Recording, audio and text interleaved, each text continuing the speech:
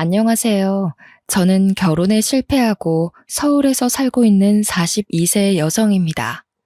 여러분들은 의아하게 생각하시겠지만 남편과 갈라서게 된 건 시아버지 때문입니다. 보통 기혼 여성들이 이혼을 하는 건 남편이나 시어머니 때문일 거라고 생각하는데요. 저도 이혼하게 되면 남편이 바람을 피거나 고부 갈등 때문에 하게 될 거라고 예상했습니다.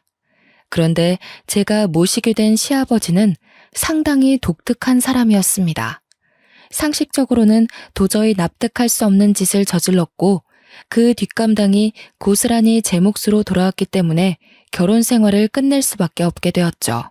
그럼 지금부터 인간 말종 같은 시아버지가 제게 어떤 더러운 짓을 저질렀는지 모두 말씀드리도록 하겠습니다. 저는 남편을 만나기 전에 시어머니부터 알게 되었습니다. 시어머니의 소개로 남편을 만나게 되었던 거죠. 시어머니는 제가 일하던 의류 매장의 단골 손님이셨습니다. 의류 매장에서 일하기 전에는 냉동식품을 유통하는 회사에서 사무직으로 3년 정도 일했는데요. 그때 같이 일하던 남자 직원과 사귀게 되었죠. 잘 웃고 주변 사람들에게 서글서글한 성격이라 인기가 많은 남자였습니다. 다른 여직원들처럼 남몰래 호감을 가지고 있었는데 같은 프로젝트를 맡게 되면서 사이가 가까워졌습니다. 그 프로젝트가 끝날 무렵 사귀게 되었지만 저는 뼈저리게 후회하고 말았습니다. 연애를 시작하고 몇 달 지나지 않아서 병적으로 저를 의심하더라고요. 정말 의처증이 아닌가 싶을 정도로 저에게 집착했습니다. 전에는 그렇지 않았는데 제가 다른 남자 직원들과 웃으면서 대화만 해도 얼굴 표정이 확 달라졌죠. 어느 날은 갑자기 탕비실로 데려가서 직원들 몰래 협박을 하기도 하였습니다. 다연아, 아까는 왜 그렇게 웃었어? 앞으로 나 말고 다른 남자한테는 눈길도 주지 말고 말도 섞지 마. 아니, 말도 섞지 말라고? 그럼 어떻게 일하라는 거야? 요즘 따라 왜 그래? 집착이 점점 심해지는 것 같아. 나한테 뭐 서운한 거 있어?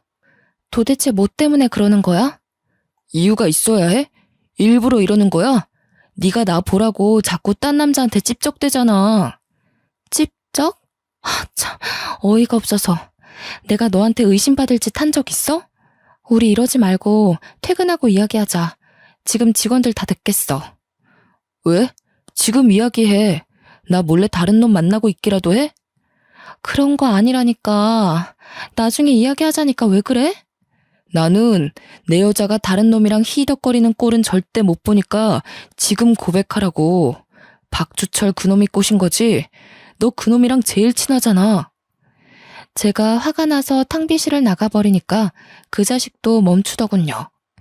그 뒤로 헤어지자고 문자로 통보하고 모르는 척 인사도 받아주지 않았습니다. 그런데 저희 집까지 찾아와서 무릎 꿇고 빌면서 정신과를 다니고 있다, 오래전부터 마음이 아팠다, 어쩌고 저쩌고 핑계를 댔습니다. 그 당시에는 그 자식이 불쌍해 보여서 다시 받아주었는데요. 그때 받아주지 말았어야 했습니다. 다시 사귀니까 집착이 날이 갈수록 심해지더라고요. 자기와 같이 있지 않으면 제가 어디서 뭘 하는지 1시간 단위로 보고해야 했고, 전화 통화를 하다가도 주위에서 남자 목소리가 들리면 제가 다른 남자와 연애를 하는 건 아닌지 의심했어요. 심지어 그런 집착 때문에 헤어지자고 하면 제게 폭력까지 썼습니다. 한 번은 제가 헤어지자고 전화로 통보하고 연락처를 싹 다 차단했습니다. 그리고 친구들과 모임 자리를 가졌는데 친구들과 술을 먹고 있는 치킨집까지 찾아왔습니다. 나중에 알고 보니 제 핸드폰에 몰래 위치 추적 어플을 깐 것이었습니다. 그 자식이 친구들 앞에서 한 번만 더 헤어지자고 하면 죽여버리겠다고 살벌한 협박을 해서 제가 질리게 만들었죠. 6개월 넘게 그 자식의 감시를 받으면서 몇 번이나 헤어지자고 했는지 모릅니다. 나한테 도대체 왜 이러는 거야? 내가 헤어지자고 했잖아. 나는 너 감당 못하니까 제발 헤어지고 다른 여자 만나, 어? 너 다른 남자 생겼구나. 그럴 줄 알았어. 언제부터 만났는데? 역시 박주철 그놈이 맞았던 거지? 말이 통하지 않아서 일단 제게 폭력을 쓰지 못하게 살살 달래서 돌려보냈습니다. 제가 결국 이사하고 전화번호까지 바꾼 다음에 헤어지자는 통보를 했는데요. 직장은 도저히 옮기지 못하겠더라고요. 여기보다 좋은 연봉도 없었고 대표님이 한 달만 있어달라고 하던 것이 2달, 3달이 되어버려서 어쩔 수 없었습니다. 제가 대표님께 그만둬야 한다고 몇 번이나 닥달하던 동안 전 남친이란 작자는 회사에 이상한 소문을 퍼뜨려서 저를 아주 곤란하게 만들었습니다. 정신 차리고 보니 회사 내에서 제가 남자 관계가 아주 문란한 여자라는 헛소문이 퍼져 있었습니다. 아무리 아니라고 말해도 전혀 통하지 않았고 결국 저는 이 사실을 대표님께 다 말하고 그만둬야 했습니다. 회사를 그만둔 뒤에도 그놈이 제 번호를 어떻게 알았는지 1달 넘게 전화와 문자를 하면서 저를 쉴 틈 없이 괴롭혔습니다. 어떤 날은 밤 12시부터 다음날 아침까지 300통이 넘는 문자를 쉴 새 없이 보내서 잠을 못 자게 만들었죠. 결국 휴대폰을 해지하고 번호를 또 바꾼 다음에야 그놈과 완전히 헤어지게 되었습니다. 그리고 3개월 정도 쉬고 있었는데 마트에서 일하는 고등학교 선배 언니의 소개로 대형마트 안에 있는 의류 매장에서 일하게 되었어요. 그때 지금의 시어머니를 만나게 된 거죠. 어머, 못 보던 얼굴이네. 이제 새로 들어온 아가씨인가 봐. 네, 안녕하세요 사모님. 정다연이라고 합니다. 앞으로 잘 부탁드려요. 제가 인사를 건네니 같이 일하는 언니가 단골 손님이니까 잘해주라고 말해주더라고요. 시어머니는 처음 봤을 때부터 제게 아주 호의적이셨습니다. 늘 웃으면서 점원인 저를 대해주셨고 말투나 행동을 보아하니 마음이 따뜻하시고 인자하신 분 같았습니다. 그렇게 몇 달이 지난 어느 날 시어머니께서 작은 쇼핑백을 들고 매장을 찾아오셨습니다. 그러더니 대뜸 제게 그 쇼핑백을 건네주시는 거 있죠? 다른 직원한테 들었다. 내일이 생일이라며? 생일 축하해. 신발 하나 샀는데 맞을지 모르겠네. 세상에, 무슨 생일을 다 챙겨주세요. 바빠서 친구들한테 생일 축하도 못 받았는데. 고마워요, 사모님. 1달 전에 우연히 제 생일이 언제인지 말한 적이 있었는데 그걸 기억하고 다른 직원한테 정확한 날짜와 신발 사이즈를 물어본 것 같았습니다. 단골 손님에게 선물까지 받게 될 줄 몰랐는데 저를 딸처럼 생각하면서 챙겨주는 마음에 감격을 받게 되었죠. 그 무렵부터 시어머니께서 매장에 올 때마다 빈손으로 오지 않으셨고 하다못해 캔커피라도 제 손에 쥐어주셨습니다. 그래서 이렇게 따뜻하고 부드러운 마음을 가진 분을 시어머니로 모시고 살면 얼마나 좋을까라는 상상도 해봤는데요. 게다가 시어머니께 아들이 1명 있다는 사실을 알고 있었거든요. 사진을 한번 보여준 적이 있는데 키도 크고 잘생긴 것 같았습니다.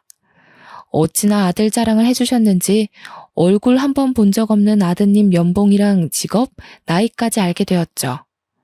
워낙 조건도 좋고 제 이상형이라 한번 만나보고 싶긴 했습니다.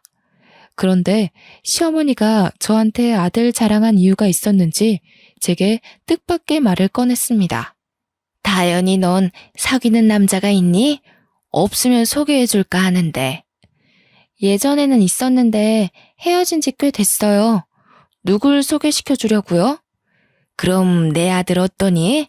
저번에 사진 봤었지? 이 정도면 얼굴도 잘생기지 않았니? 게다가 돈도 잘 버는데 착하기까지 해.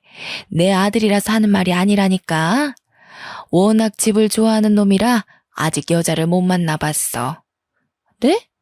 이렇게 잘생기고 키도 큰데 여자를 못 만나봤다고요? 말도 안 돼.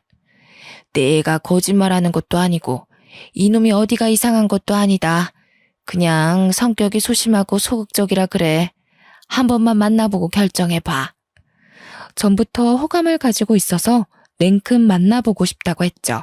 그때는 못 느꼈는데 시어머니가 처음 저를 봤을 때부터 며느리감으로 점 찍어 놓으셨던 것 같았어요. 며칠 뒤에 남편을 만나보았는데 생각보다 숙맥이었습니다. 시어머니 말대로 여자를 많이 만나본 건 아닌 것 같더라고요. 그래서 제가 먼저 적극적으로 이야기하고 리드했는데요. 단골 손님 아드님이라 잘 보이려고 노력한 것도 있었죠. 몇 년 단골인데 막대하다 놓칠 수 없어서 제가 쌓아온 서비스 정신을 발휘하였습니다. 실제로 만나보니 남편이 참 괜찮아 보이더라고요. 하지만 한번 남자에게 호되게 당한 경험이 있는 터라 사귀면서 어떤 남자인지 자세히 알아봐야 한다는 생각이 들었습니다. 남편도 제가 마음에 들었는지 다음에 만나보자는 약속에 오케이 하더라고요. 그때부터 6개월 정도 진지한 만남을 가지면서 서로에 대해 알게 되었고 마음이 맞아서 결혼을 결심하게 되었습니다. 결혼 이야기를 꺼내니 제일 좋아하시던 분이 바로 시어머니셨어요. 그래, 너는 우리 아들이랑 결혼할 줄 알았다. 내가 사람 보는 눈은 정확하다니까. 너를 처음 봤을 때부터 우리 준기하고 잘 어울릴 거라고 생각했거든. 그러면서 하루빨리 결혼하라고 재촉하셨습니다. 저만큼 야무지게 성격 좋은 며느리는 없을 거라고 하셔서 저도 기분 좋게 결혼식을 올렸죠. 결혼 후에도 시어머니는 다정다감하셔서 고부 갈등이라고는 모르고 살았습니다. 시어머니는 저를 딸처럼 생각하시면서 아껴주셨어요. 결혼을 한 다른 친구들과 만나면 전부 시댁에 대한 서운함이나 시어머니에 대한 원망을 쏟아냈지만 저는 전혀 그렇지 않았습니다. 제가 시댁살이 같은 건 없었다고 하니까 친구들이 부럽다는 말을 자주 꺼냈습니다. 다현이 넌 정말 좋겠다. 우리 시어머니는 나만 보면 답답해서 속이 뒤집어진다고 한다니까. 속이 뒤집어진다는 말이 뭐니? 다현이 시어머니처럼 친딸처럼 말해주면 오죽 좋아? 이런 식으로 친구들이 저를 아주 부러워했죠. 시어머니가 먼저 며느리인 저를 챙기니 저도 시어머니를 위해서 할 수 있는 건 뭐든지 다 하면서 시부모님을 모셨습니다. 그런데 시아버지는 시어머니와는 딴판이었습니다. 시아버지는 가진 돈은 많았지만 남봉꾼 기질이 있으셨는데요. 바람을 피면 뭐라 할 법도 한데 시어머니께서 옛날 분이라 그런지 전형적인 조선시대의 안방마님처럼 시아버지 말에 무조건 복종하셨습니다. 원래 시댁에서 농사를 지으셨는데 대대로 물려받은 땅이 많아서 부잣집이 되었다고 합니다. 하지만 시아버지께서 시골에서 농사나 지으면서 살 생각은 없다면서 재산을 전부 처분해서 서울로 올라왔다고 해요. 그 뒤로 사업을 시작했는데 사업가 기질이 있으셔서 크게 성공하신 것 같더라고요. 하지만 그러면 뭐 하나요? 여자를 밝혀도 너무 많이 밝히셔서 밖으로 새는 돈이 더 많았습니다. 제가 시집 왔을 때부터 시아버지는 여러 여자들을 몰래 만나고 다녔습니다. 시어머니도 그런 사실을 알고 있었지만 모르는 척 하셨어요. 제가 한 번은 시아버지께서 다른 여자랑 있는 걸 봤다고 이야기했는데요. 글쎄, 어머님이 한숨을 푹 쉬시면서 이렇게 말씀하시는 거 있죠? 그래, 옆동에 사는 여자랑 같이 있었지? 나도 알고 있다. 그런데 뭐 어쩌겠냐. 이 나이에 이혼하는 것도 웃기고 가장이 식구들 밥 굶기지 않으면 그걸로 족한 거야. 시아버지께서 바람을 피더라도 가정이 흔들릴 정도로 큰 문제를 일으키지 않아서 다행이었죠. 아버님이 선을 넘었더라면 진작에 이혼을 하셨을 겁니다. 그만큼 시아버지께서 시어머니의 인내심을 넘어서지 않는 선에서 바람을 피웠고 결정적으로 생활에 부족함이 없도록 돈을 줬기 때문에 시어머니는 참고 살아왔던 것 같습니다. 당연히 저희 남편도 시아버지의 바람길을 잘 알고 있었습니다. 주위 사람들도 이 이야기를 듣고 남편한테도 바람기가 있는 거 아니냐고 걱정했는데요. 다행히 제 남편은 시아버지와 닮지 않았습니다. 정말로 가정에 충실한 남자였죠. 제가 굳세게 믿은 것은 바로 남편이 하는 말에 있었습니다. 아버지, 또 옆동에 사는 여자랑 데이트하고 있더라? 같은 남자로서 정말 이해할 수 없어. 남자든 여자든 결혼을 하면 가정에 책임을 져야지. 어떻게 대놓고 바람을 필 수가 있지? 그런 면에서 아버지는 너무 무책임해. 그럼 당신이 뭐라 한마디라도 해보지. 말도 안 꺼내본 거야? 남편은 시아버지에게 옆동에 사는 여자와 정리하라고 몇 번이나 설득해봤지만 소용이 없었다고 하네요. 그리고 시어머니가 아버지의 여자 문제를 거론하지 않고 살기로 작정했으니 남편도 어머님의 뜻을 따르게 된 겁니다. 한마디로 시아버지를 포기하게 된 거죠. 하지만 시아버지도 나이를 먹으니 점차 변하기 시작했습니다. 남편이 대놓고 아파트 앞에서 옆동 여자와 다투는 모습을 보고 아버님께 화를 내고 말았는데요. 아버지, 동네 창피하게 대놓고 바람을 피세요. 여자 만나시려면 다른 동네로 가서 만나세요. 저희 체면 좀 생각해 달라고요. 이제 며느리도 생겼는데 며느리 앞에서 그러고 싶으세요? 시아버지도 함께 화를 내실 줄 알았는데 이상하게 남편 말에 수긍을 하시더군요. 그래, 알았다. 나도 이제는 나이가 있으니 알아서 처신할게. 걱정 말아라. 앞으로 이런 일 없을 거다. 제가 손녀딸을 낳아서 그럴까요? 시아버지는 옛날과 다르게 가정에 충실한 모습을 보이셨어요. 그런데 1년 뒤에 시어머니가 암 진단을 받는 청천벽력 같은 일이 벌어지고 말았습니다. 어머님이 위암 말기라는 소식을 듣고 저도 충격을 받고 쓰러질 뻔했죠. 안 그래도 어머님께서 계속 아프다고 하셨는데요. 몇 년 전부터 몸이 계속 이상 신호를 보냈지만 여자는 시댁에 폐를 끼치면 안 되고 아파도 그저 참고 사는 거라는 생각으로 버티셨다고 하더라고요. 시어머니가 수술을 위해 입원하게 되자 병수발은 당연히 제 몫이 되었습니다. 수술을 하기 전날 밤까지 시어머니를 모시면서 긴장을 풀어드렸죠. 다 잘 될 거다. 잠깐만 눈 붙이고 오면 모든 게 끝날 거라고 말씀드리는데 어머님께서 제 손을 꼭 잡고 지금껏 감춰왔던 속마음을 털어놓으셨습니다. 얘야, 나 정말 속상하다. 내가 죽을 때가 됐다고 생각하니까 너무 억울해. 마음 같아서는 지금 남편을 찾아가서 무릎 꿇고 빌라고 하고 싶은 마음이야. 나도 여잔데 남편이 다른 여자랑 놀아나는 걸 그저 보고만 있어야 하는 내 마음이 어땠겠니? 말은 안 했지만 정말 죽지 못해 지금껏 살았어. 어머님이 말씀하시면서 눈물을 흘리는데 마음이 찡해졌습니다. 겉으로는 남자가 사회생활 하다 보면 그럴 수 있다고 말하셨지만 속으로는 피눈물을 쏟으신 것이었습니다. 어쩜 아버님은 와이프 속도 모르고 다른 여자를 만나왔던 걸까요? 시아버지는 시어머니 마음이 타들어간지도 모르고 바보 같은 마누라 만나서 마음대로 놀아나도 된다고 생각했던 것 같아요. 시어머니는 그날 밤 내내 정말 이혼하고 싶었지만 그때마다 어린아들이 발목을 잡았다고 생각하셨어요. 그렇게 잠도 안 주무시고 수십 년간 가슴속에 쌓아뒀던 응어리들을 제게 풀고 수술실로 들어가셨는데요. 대기실에 혼자 우두커니 앉아서 수술이 잘 되기만을 기도하는데 시어머니 속에 쌓인 우라가 화병을 만들었고 나중에는 위암의 원인이 된 것 같다는 생각만 들었습니다. 수술이 끝난 뒤에 시어머니께서 회복실로 옮겨지고 퇴근한 남편도 병원으로 찾아왔습니다. 하지만 시아버지는 끝까지 오지 않았죠.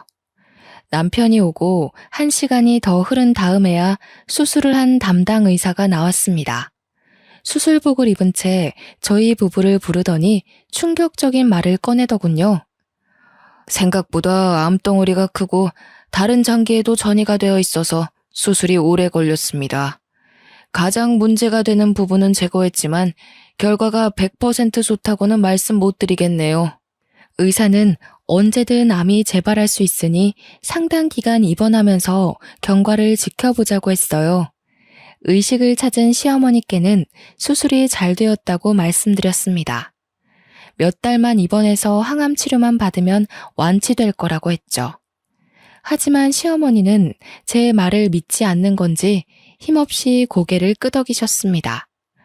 저도 왠지 모르게 어머님이 오래 못 버틸 것 같아 불안한 마음이 들었어요.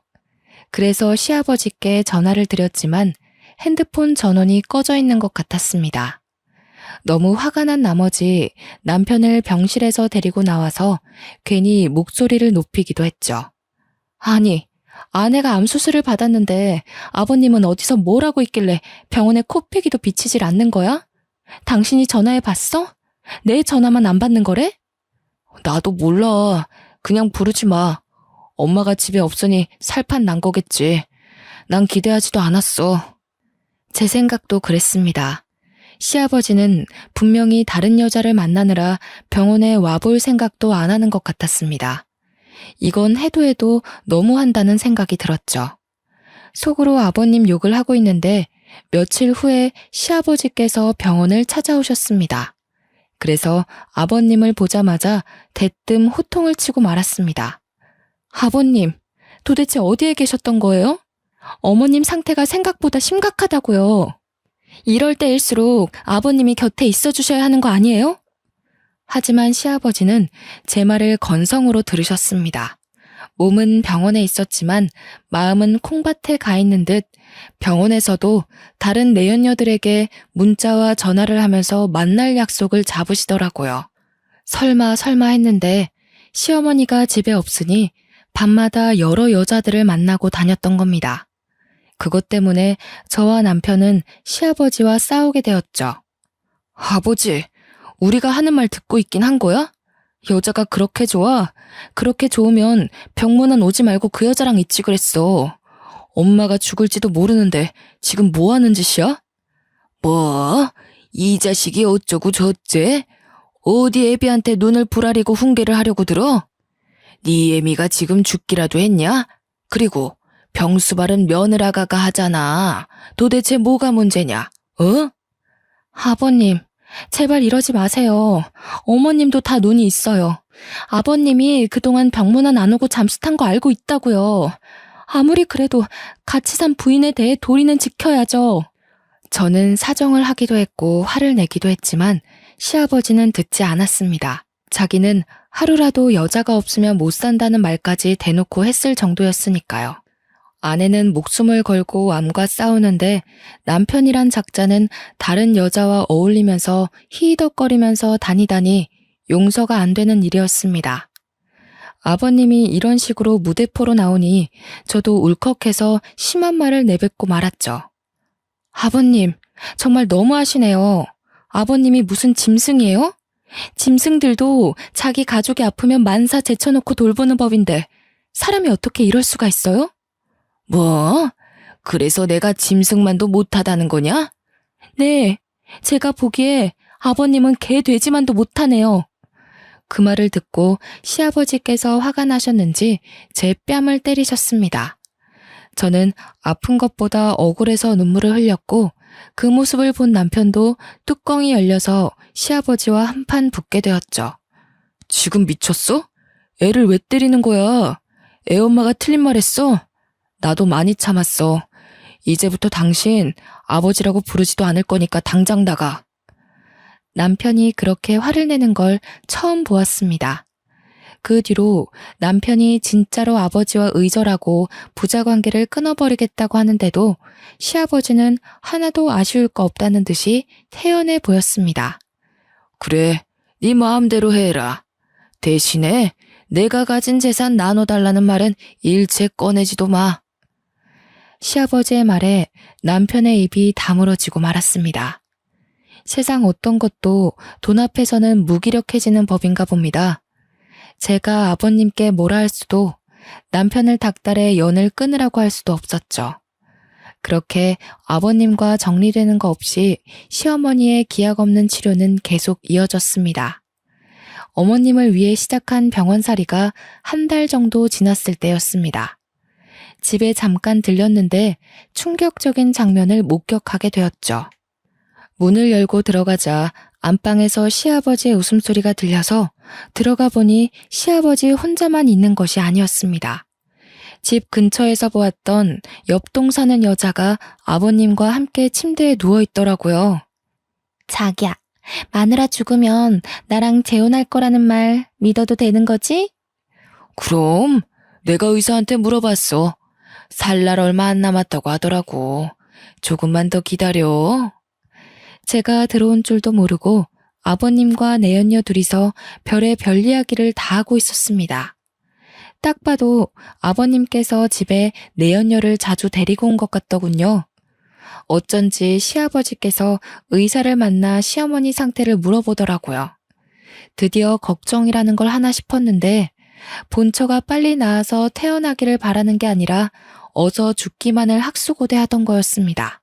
내연녀와 재혼해서 새살림을 차릴 거라는 말을 듣고 있는데 정말로 헛웃음이 절로 나왔습니다.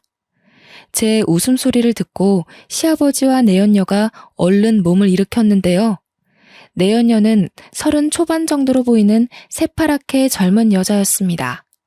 저보다 나이가 어려 보였죠. 내연녀는 저를 보자마자 놀라서 호들갑을 떠는데 시아버지는 놀라지도 않았습니다.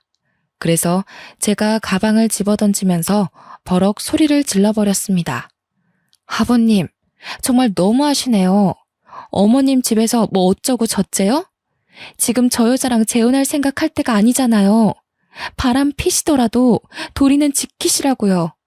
아유, 뭔 놈의 기집애가 이렇게 목소리가 커? 며느리가 낄 일 아니다. 내가 뭘 하든 네가 상관할 바가 아니라고. 시아버지도 저 따라 고함치시더니 내연녀를 데리고 집에서 나가버렸습니다.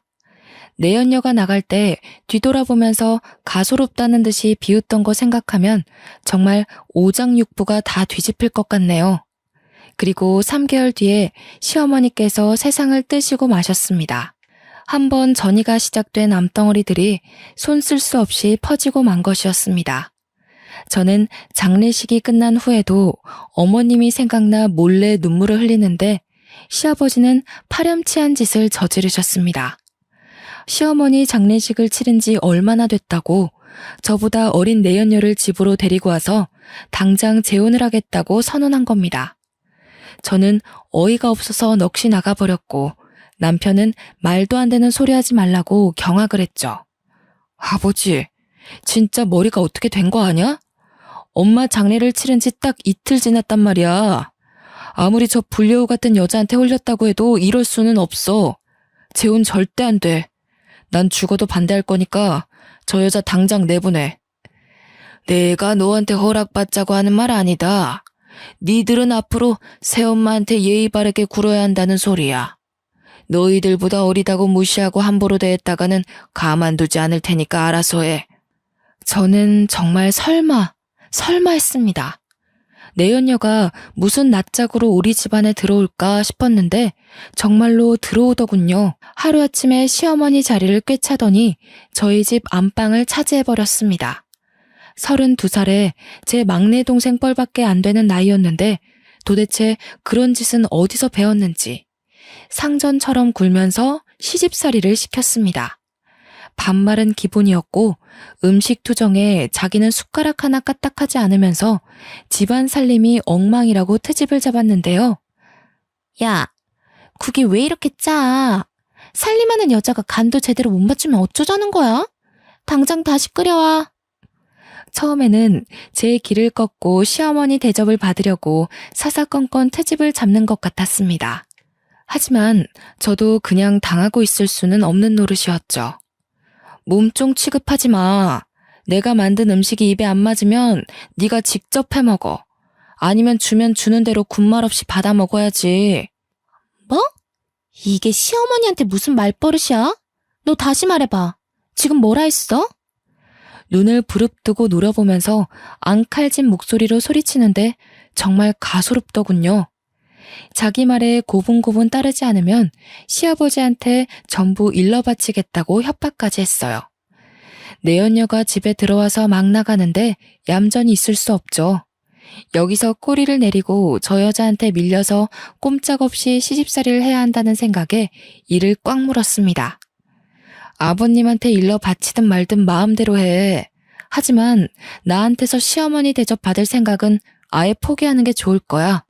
내연녀가 시아버지한테 눈물까지 흘리면서 사람 취급도 못 받고 무시당한다고 하소연하는 것 같더라고요. 시아버지가 저를 부르길래 저도 남편을 불렀습니다. 당연히 남편은 제 편을 들어줄 거라고 예상했는데 남편의 태도가 이상했어요. 여보, 이제 그만해.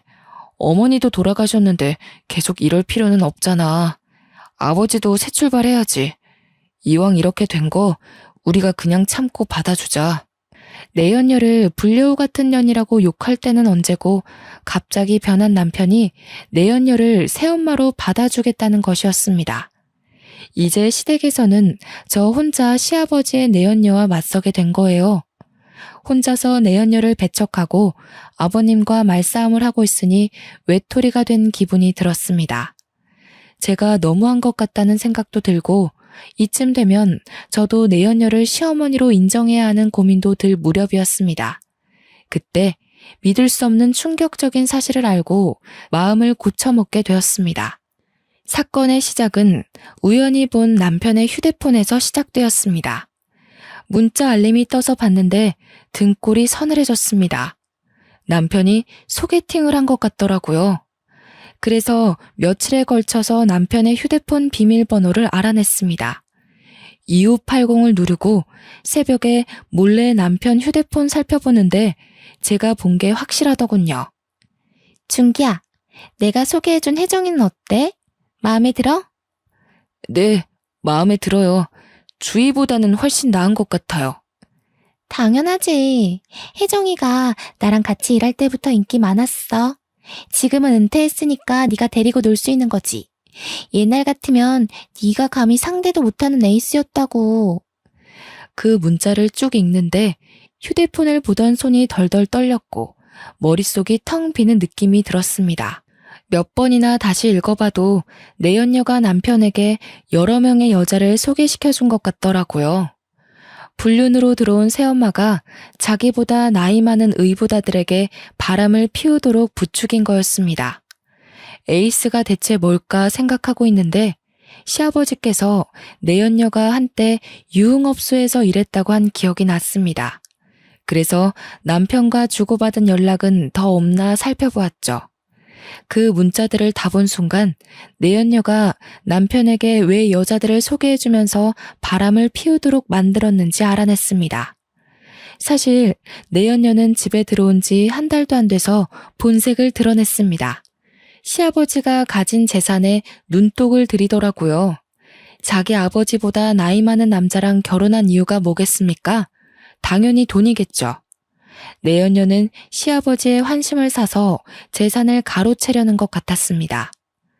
딸 같은 내연녀에게 푹 빠져있던 시아버지는 내연녀가 원하는 건 뭐든지 들어주려고 했습니다. 그런데 남편이 내연녀가 시아버지의 재산을 가지고 있는 걸 반대했어요. 남편이 아무리 반대하더라도 시아버지 재산인데 왜 남편 눈치를 봐야 하는지 내연녀는 이해할 수 없었죠. 시아버지가 남편 눈치를 볼 수밖에 없긴 했습니다. 그건 바로 돌아가신 시어머니 때문이었는데요. 시아버지는 제가 결혼하기 3년 전부터 내연녀와 동거를 하다가 들킨 적이 있었다고 합니다.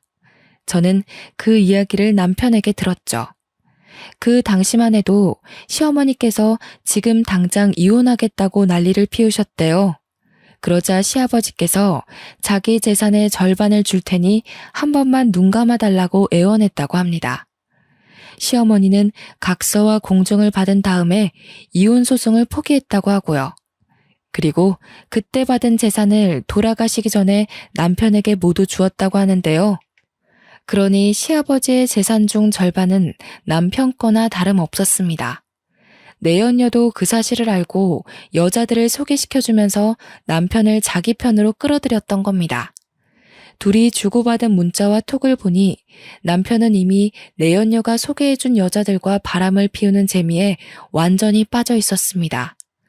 다른 건 몰라도 절대 바람은 피우지 않을 거라고 믿었던 남편이었는데 저 몰래 여자들과 놀고 있었다니 허탈하고 어이가 없어졌습니다.